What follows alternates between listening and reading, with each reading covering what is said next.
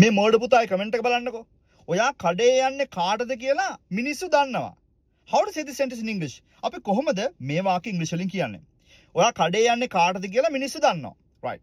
ඉස්සලාම අපි කියමු මිනිස්සු දන්නවා කියලා. මිනිස්සු දන්නවා කියන්නේ people know. හරි ලේසිනේ. simple present. people know. මිනිස්සු දන්නවා. කාටද ඔයා කඩේ යන්නේ කියලා? කාටද කඩේ යනවා කියන්නේ මොන පක්ෂයටද ඔයා සපෝට් කරන්න කියන එකනේ. right. මොන පක්ෂයටද කියන්නේ which party. right. which party. කාටද කියලා කියන්නේ මෙතන which party. ඔයා කඩේ යනවා. ඔයා කඩේ යනවා. ඔයා සපෝට් කරනවා කියන එක මම ඉංග්‍රීසි වලින් කියනවා you are backing. you are backing. මිනිස්සු දන්නවා people know. කාටද මොන පක්ෂයටද which party ඔයා කඩේ යන්නේ කියලා you are backing. එහෙම නැත්නම් you are supporting කියනත් පුළුවන්. people know which party you are backing.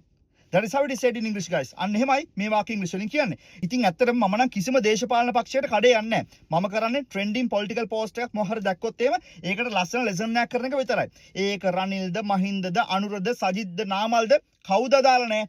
ඕනම political post එකක් දැක්කොත් මම ලස්සන වීඩියෝ එකක් කරනවා, ලස්සන lesson එකක් කරනවා, ලස්සන content එකක් කරනවා. එහෙනම් මේ වගේ තවත් ලස්සන ඉංග්‍රීසි පාඩමකින් හම්බෙමු. ඉංග්‍රීසි කරා from England. Cheers.